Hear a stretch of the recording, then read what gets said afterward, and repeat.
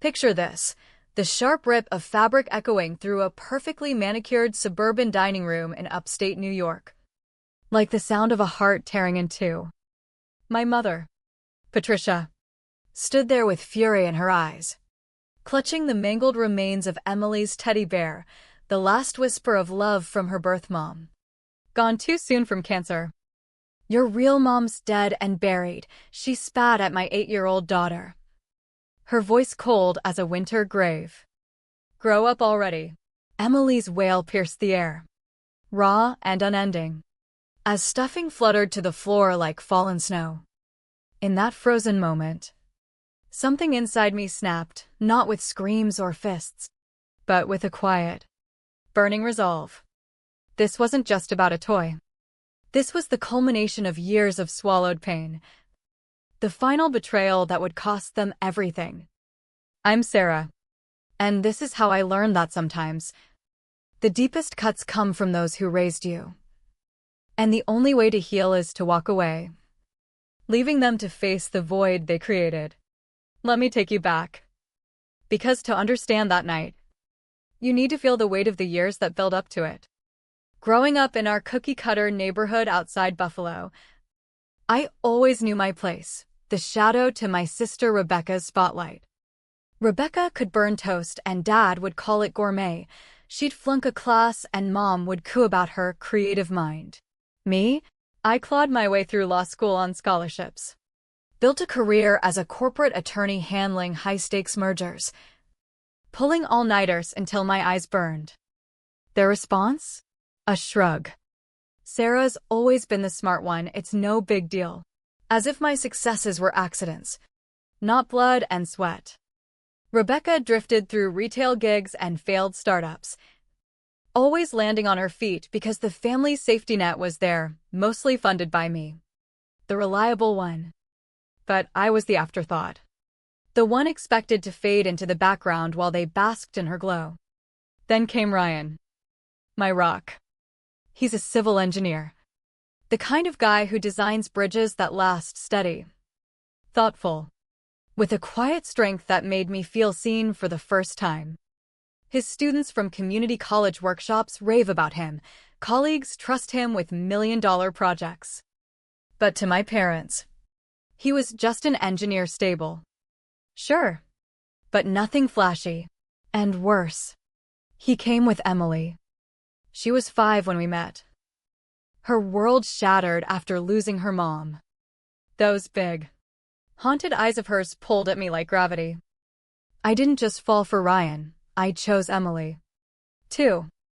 We married in a simple courthouse ceremony. And suddenly, my family treated it like I'd signed up for a lifetime of regret.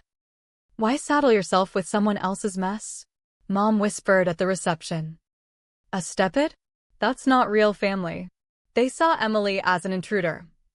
A glitch in their pristine bloodline. Meanwhile, Rebecca's boy, Tyler, 9 years old and spoiled rotten, was the golden grandson, showered with praise for existing. Emily? She got pitying looks. Questions about why she was so clingy with that teddy bear. That bear, oh. God. That bear was Emily's lifeline. Faded fur. One eye slightly loose from endless cuddles. It was the final gift from her birth mom. Handed over in a hospital bed with whispers of, "He'll keep you safe when I'm gone." It wasn't just stuffing and thread, it was a piece of a mother's soul. A shield against the nights when grief hit like a storm. Emily didn't lug it everywhere, only when the anxiety crept in. Like armor for her tender heart. But to my family, it was an eyesore. A sign of weakness. How long is she gonna drag that ratty thing around? Rebecca would snicker at barbecues. She's 8, act like it. I brushed it off. Told myself family dinners were just obligations. That they'd warm up eventually. Deep down, I knew better. The toxicity was baked in. Like arsenic in the apple pie. That fateful evening started like any other forced gathering at my parents' split-level home, the kind where smiles hid knives. Emily clutched her bear from the moment we pulled into the driveway. Her little fingers white-knuckled. She sensed the undercurrent before I did. We sat down to Mom's overcooked roast, trading polite chit-chat that felt like walking on eggshells. Then Tyler spotted the bear and decided to play king of the castle. "What's that gross old thing? Gimme." He snatched it, his laughter sharp as he darted around the table. Emily's face crumpled. "Give it back. It's from my mom." But Tyler, echoing the adult's disdain, waved it like a flag. "Catch it if you can." Weirdo. Chaos erupted in slow, agonizing beats. Chairs scraped. Voices rose. Ryan yelled for Tyler to stop. But Rebecca just chuckled, "Boys will be boys." Tyler slammed into the sideboard, sending Mom's antique porcelain figurine crashing down in a shower of shards. The crash was like a gunshot, silencing the room for a heartbeat. Emily dove for her bear, yanking it back. They tugged like it was a rope in some sick game, the seam straining. Mom burst in, eyes blazing at the mess on her Persian rug. "What the hell is this?" That figurine was priceless. She grabbed the bear mid-tug, ripping it with a force that made my stomach drop. Fabric tore. Stuffing exploded. Emily's scream was primal, a sound no child should make. "You ruined it," Emily wailed, collapsing to her knees amid the fluff. But Mom wasn't done. She locked eyes with my daughter, and delivered the blow. "Enough with this crap. Your mom's dead. Time to move on." The words hung heavy, poison in the air. Rebecca nodded, adding fuel. "Yeah. Grow up. Stuffed animals are for babies." Emily reached for the pieces, whispering, "But it was Mommy's last gift." Mom batted her hands away, cold as stone. "She's been gone years. Stop milking it." Then, in a move that seared into my brain, she balled up the shredded bear and tossed it into the kitchen trash, right next to the dinner scraps. "Look at this mess you caused." Emily flung herself into Ryan's arms, sobs racking her tiny frame. Ryan held her, his jaw set like steel, murmuring comforts while glaring daggers at them. I didn't explode, not yet. I fished the bear from the bin, pieced it together as best I could. "We'll fix it, sweetie. I promise." Turning to Mom, my voice was ice. "You didn't just trash a toy. You trashed her grief, her right to remember." Mom scoffed. "Drama queen. It's junk." "What about my figurine?" Dad, ever the silent spectator, muttered, "Let's cool off," but his eyes screamed shame he wouldn't voice. We left in a haze, Emily's sniffles the only sound on the drive home. That night, as she slept clutching the remnants, I sat at our kitchen table under the harsh fluorescent light, needle in hand, stitching the bear back together. Each prick of the needle echoed Mom's cruelty. Time to move on. My hands shook with rage, but the resolve grew solid, unyielding. This wasn't new, it was the pattern. I'd been the family's bank for years, covering their mortgage on that oversized house, bailing Rebecca out of her emergencies, funding Tyler's elite soccer leagues. My success? Their entitlement. No more. The next morning, with Emily beaming at her scarred but whole bear, "You saved him." I logged into my accounts and cut the cords. Auto payments halted. Credit lines frozen. The family ski trip I'd booked for everyone? Cancelled for them. Resized for just us three. It hurt to axe Tyler's spot. I'd hoped a getaway might soften him, show him kindness away from the poison. But after that night, no chance. I'd protect Emily first.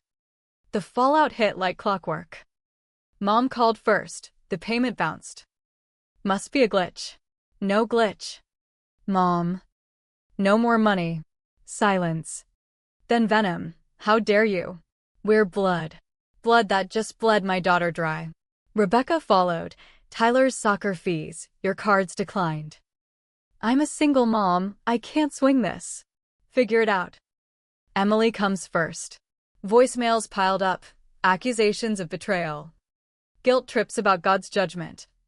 Dad's rare text warning of Mom's stress-induced stroke. I deleted them, the weight lifting with each swipe. They showed up unannounced, storming our modest ranch house like a tribunal. Mom led, "This is unacceptable," over a silly misunderstanding. Misunderstanding? You shredded her heart. Dad chimed in, "We invested in you. You owe us. Invoice me for childhood? I've paid enough." Rebecca whined, "Tyler's devastated, no camp. No trip. You're punishing an innocent kid. His summer's on you." Conditions were clear, act decent. You failed. Dad pushed, your mom overreacted. Apologize. Patricia. She mumbled, "Fine." I was upset about the figurine. Let's move on. No regret. Just tactics. I saw through it, their eyes on my wallet. Not Emily's pain. This isn't one night. It's years of being second best. Now pass to my girl. I'm out. Rebecca snarled, "Therapy for your issues, don't drag Tyler down. My money stays where love is. Not guilt." Mom's mask cracked, "She's not even yours. Sarah.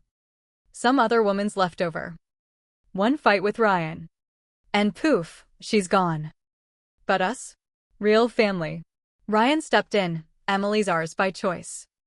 We're solid. You abandoned Sarah long ago." They stormed out. Threats lingering, "You'll crawl back when you need us." But the harassment escalated. Emily came home trembling. Grandma waited at school. Said it's my fault, the family's broken cause of my baby toy. I gotta make you forgive or I'm selfish. My blood boiled. Never your fault. Baby. You're perfect. That sealed it. I filed for a no-contact order, citing emotional abuse. Court approved. They were barred from Emily, her school, our home. They didn't stop, calls to Ryan's job, letters pleading age and need, screenshots of suspended club dues, photos of Tyler's heartbroken face. Happy now. I didn't bite. Silence became my shield.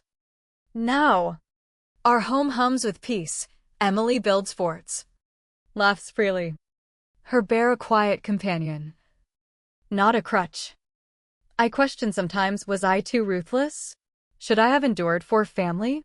But seeing her thrive, unscarred by their venom. I know, no. The price of my choice? Isolation from blood. The gain? A real family.